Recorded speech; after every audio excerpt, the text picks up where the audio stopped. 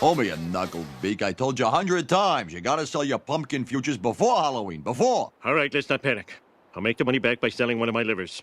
I can get by with one.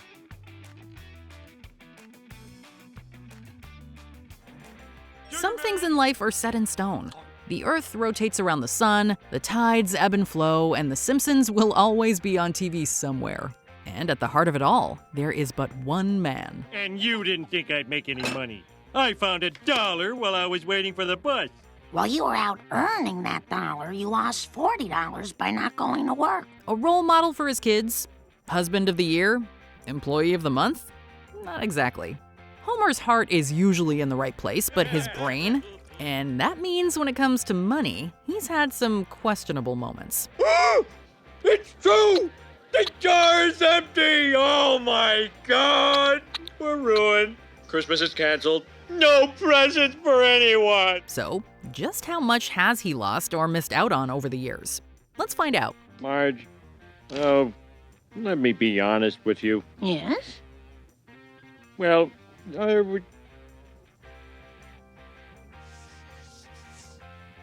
I want to do the Christmas shopping this year.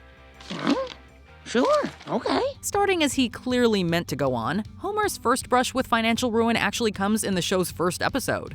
Christmas is almost derailed when A. Homer's holiday bonus gets canceled, B. Marge spends the family's emergency fund paying to remove a tattoo from Bart, and C. In desperation, Homer loses the $13 he makes as a shopping mall Santa by betting on a 99-to-1 huge outsider at the dog track. 99 times 13 equals Merry Christmas. I got a bad feeling about this. That losing bet does soon become the ever-loyal family pet Santa's Little Helper, but in the meantime, Homer's trend for losing money is up and running. Including the unspecified missed bonus, he's already down thousands. But we'll start slow and only mark the loss of his St. Nick paycheck, just to get the ball rolling. That's right, $120 gross. Less Social Security, less Yes. unemployment insurance, But- less Santa training, Santa less training? costume purchase, Wait a less minute. beard rental, less Christmas But- club. but- See you next year. Oh. Into season 2, and the stakes are suddenly a lot higher. The setup? Bart's skating through town when he's hit by none other than Springfield's richest man, Mr. Burns. I think the boy's hurt. Oh, for crying out loud! Just give him a nickel and let's get going. I think we should call an ambulance, sir. Initially, Burns offers up $100 on the quiet at work, but the situation escalates until he and Homer end up in front of a judge. Burns then tries to settle out of court, and here's where Homer loses big. With the Simpsons initially seeking $1 million, Burns offers half at $500,000. $500,000. Goodness! Homer rejects. Burns learns of some creative case building in the process, Phony doctors, hello. and our man ends up with nothing. The tension is even enough to threaten Homer and Marge's marriage at one stage. But they pull through, even if their bank balance doesn't. You know what would have really been cool? If we got that $1 million. Bart, please. What? We could have bought tons of great stuff, Mom. Maids, a pool, fancy sweaters. Stop me if I'm wrong. Marge, dear, would it be all right if I went over to Moe's for a drink? Onward to season 3, and Homer manages to bizarrely miss out on the same astronomical amount again. In the episode Flaming Moe's, it's the bartender who's initially down on his luck. What's the matter, Moe? Business is slow. People today are healthier and drinking less. But then Homer cuts him into a secret recipe for a flaming drink that quickly saves the bar. The only problem is Moe takes all the credit, and he and Homer fall out, a situation that eventually plunges Homer into some low-level insanity. I'm the magical man from Happy Land in a gumdrop house on Lollipop Lane. Eventually, Moe's persuaded to sell the recipe and split the $1 million price with Homer. And it could have been oh so lucrative. It's just that right then is when Homer snaps and reveals all for free. The secret ingredient is Homer, no! cough syrup. Nothing but plain, ordinary, over-the-counter children's cough syrup. And like that, we're into 7 figures. Next comes another so close yet so far moment. And while Marge is really at the heart of it, the herd of lost money is by no means lost on Homer. I have a feeling that we may win the lottery! In season 3's Dog of Death, Santa's Little Helper falls ill, and his treatment forces the Simpsons to cut back. Which for Marge means no more weekly lottery ticket. Homer Homer's already depressed enough after not winning the previous jackpot. But it gets worse when Marge's one skipped draw turns out to be the one time she would have won. Oh no, those are my numbers. If it wasn't for that dog, I would have won. Consider that it's in this story that we also get to see exactly how Homer would spend if he were ever rich, and you gotta really feel for him. In and around this early 90s era for The Simpsons, and we have plenty more notable money fails. Oh, what do they want? First, there's when Homer sold his shares in the power plant just too early. You'll get $25 if you sell now. Sell, sell, sell! Woohoo! He pockets $25 to spend on beer, yes, but he could have bagged $5,200 if only he had waited it out. Marge had a savings account planned, but c'est la vie. I sold it all for $25. Oh! Come on, everybody, it makes you feel better. Then there's when Homer might have sued Burns for millions on account of nuclear plant-triggered infertility. But instead, he settles for a $2,000 check and an impromptu but worthless award. This award is the biggest farce I ever saw. He then almost loses the $2,000 by investing in his brother Herb, but that's another story. I gave Herb all the money I had in the world, and he still treats me like something he dug out of his ear. There's no specified amount here, so we'll go easy and add only a single million to the count. Just a few short episodes later, and Bart chooses an elephant over $10,000 after winning a radio phone-in. Homer tries and fails to convince him to go with the cash, so it's only fair we chalk this one up too. With $10,000, we'd be millionaires! Then he manages to lose a load more cash on said elephant. So that's going on as well. There's a brief mention of plundered thousands, but we'll stick with the less but more definite number calculated in this hilarious scene. Look at this, Marge. $58 and all of it profit. I'm the smartest businessman in the world. Stampy's food bill today was $300. Marge, please don't humiliate me in front of the money. Next, and there's a somewhat hazy moment for our purposes when, in Burns' heir, Homer really does sign away his own son so that Bart can inherit Burns' untold fortune. Just sign here, and your son will stand to inherit my entire estate. Woohoo! It's hazy here because A, the inheritance that Bart eventually gives up is more his loss than Homer's, and B, Burns' fortune is never explicitly revealed in this case.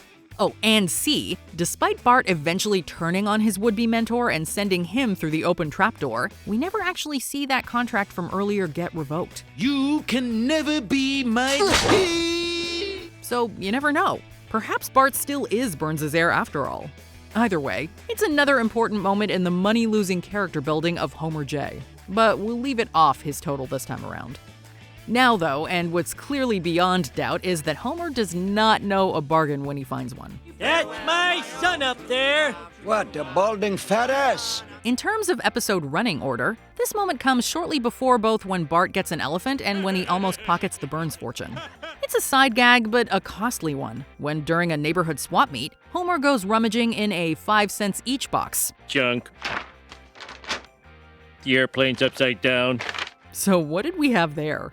A seemingly first draft of the US Constitution, known to have sold for $43.2 million before now.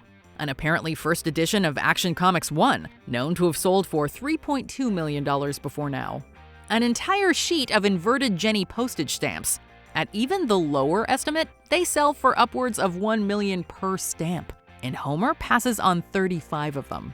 And a Stradivarius violin, which, condition and provenance dependent, values at $15 million or more. Stratohoovius? So that's almost $100 million in one cardboard box, and now we're really racking it up. How about some sugar to take the edge off? Near the start of season 6, and that's Homer's next great scheme at least. We hit the jackpot here!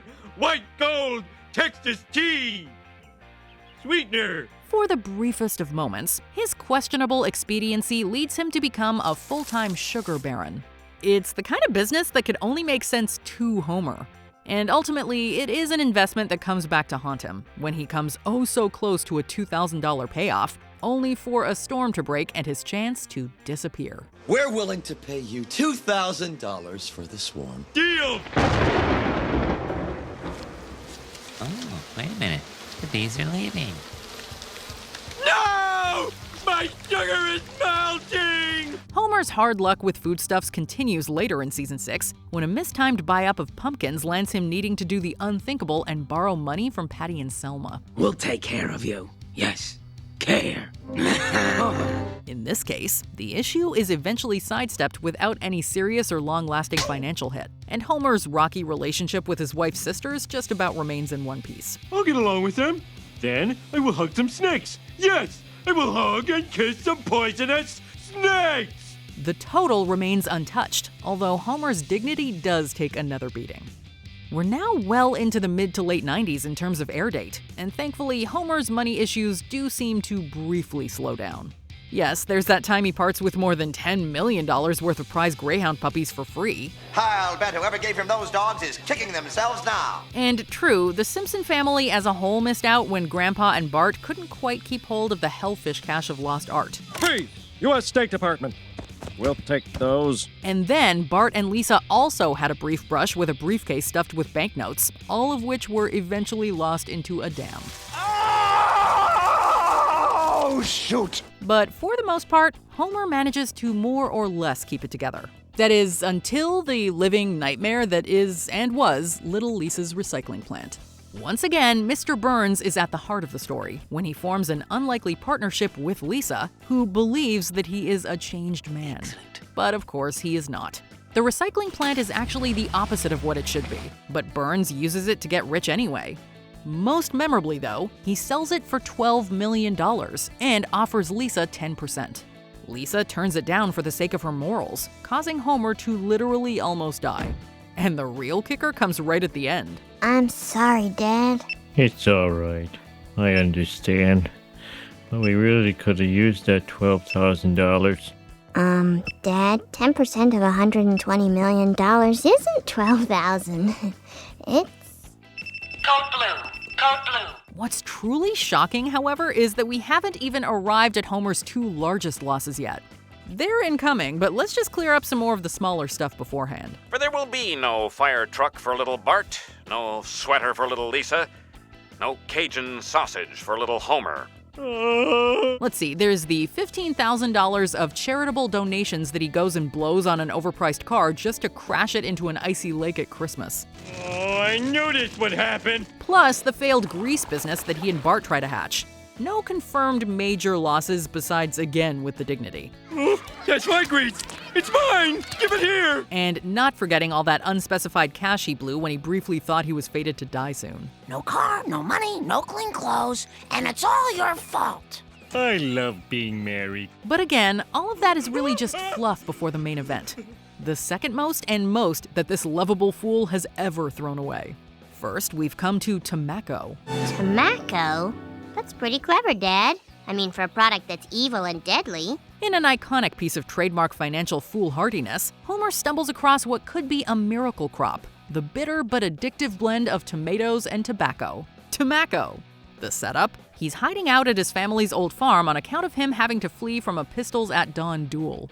As you do. And despite all the flimsy morality of Tomaco, it very clearly makes The Simpsons rich. Well, let's say $150 million. 100! May I speak to my family for a moment? That is, until greed gets the better of them, Homer demands $150 billion instead, the deal falls apart, and some dangerously addicted farmyard animals destroy the plant that started it all. Give them the plant, Homer. No, I'd rather die. Take it! There is a lesson to be learned here, but for now, all that matters is a massive climb on the counter. How did you want to pay me the $150 million? Cash will be okay. But wait, there's still an even bigger hit to come, with Homer's greatest loss of cash of all. No! Because in an episode that actually aired a couple of seasons before the Tomaco catastrophe, The Trouble with Trillions, Homer's taxes land him in big trouble with the government. And in a bid to get off scot-free, he starts working as an informant for the FBI. One thing leads to another, and before you know it, Homer's in the know about a one-off moment in American financial history. $1 trillion bill. Ooh, $1 trillion bill. That's a spicy meatball. And then he winds up turning against the suits, landing in cahoots with Mr. Burns and on the run from Law & Order, all the way to Cuba. Now, in a fateful meeting with Castro, Homer plays a pivotal part in instantly losing his share of some truly enormous wealth. Mr. Burns, I think we can trust the president of Cuba. Now give it back. What back? Adding 1/3 of $1 trillion onto our number just like that. In truth, the losses are never bigger than they were in Cuba. Woo! That's a relief. But still, there are plenty more moments easily huge enough for this video. Such as in Season 14, Episode 5, when injured Homer settles for hockey tickets. If he's smart, he'll hold out for millions. Woohoo! I got skybox tickets! And with only 20% loss of my brain function. And in Season 14, Episode 11, when Homer confesses to having spent all of Bart's earnings from the time he was a child actor in order to hush up some incriminating photographs. I know this looks bad, but if you reverse it, Daddy's a hero. See? What? I saved you! You stole my money! There's also when he sunk $5 grand on poker in Moe's basement, when a freshly zen Homer cut the power to lose Bart's share of $500 grand at a gaming tournament. So beautiful. Must destroy. There were these dubious purchases, which were enough to inspire a bout of money saving by Marge. $5,000 on donuts, $2,000 on scalp massages, $500 on body glitter. And not forgetting the time when Homer's $10,000 inheritance disappeared after Grandpa got scammed. I had an inheritance and you gave it away? I'm so mad I could kill you, but now I'd get nothing. Or in the same episode when he fell for a pyramid scheme. Of course, there are countless smaller losses too, like that $20 he lost by slipping on a peanut, the unknown amount sunk into the North American Sumo League, the fistful he lost when the carnies saw him coming. How about you, Lucky? Who, me? The list could go on and on. And so, if there's one thing that this little deep dive should teach us, it's don't watch The Simpsons if you ever need financial advice. Lisa, if you don't like your job, you don't strike. You just go in every day and do it really half-assed. That's the American way. Don't bet all you have on the Greyhounds at Christmas. Try not to invest in an elephant, skip the lottery, overstock on sugar, or negotiate with Cuba. Do everything that Homer doesn't, and you might just be okay. How much money do we have put aside in case something happens to you? None. To recap, here's the final tally. It's a big number. And remember, some of the unspecified losses have actually been left off. So many of the most chaotic career moves don't even directly contribute. Homer Simpson, how do you do it? You know, I've had a lot of jobs. Boxer, mascot, astronaut, imitation Krusty, baby proofer, trucker, hippie, plow driver, food critic, conceptual artist, grease salesman, carny, mayor, grifter, bodyguard for the mayor, country western manager, garbage commissioner, mountain climber, farmer, inventor, smithers, poochie, celebrity assistant, power plant worker, fortune cookie writer, beer baron, quickie mart clerk, homophobe, and missionary. But protecting Springfield, that gives me the best feeling of all. Over and above everything else, though, the fact remains that rich or not, Homer is one of the single greatest TV characters of all time. What he lacks in money smarts, he makes up for, well, in this kind of thing. He's not some kind of food-crazed maniac. The raspberry. In this. Ooh, boogie, boogie, boogie, boogie, boogie. In this. Homer, there's a family of possums in here. I call the big one Bitey. The never-ending quest to line his wallet is just one of the reasons why the entire world loves this guy. Just because we're not rich doesn't mean that we don't have... Oh, no, I can't even finish. I want to be rich. Check out these other clips from Watch Mojo, and be sure to subscribe and ring the bell to be notified about our latest videos.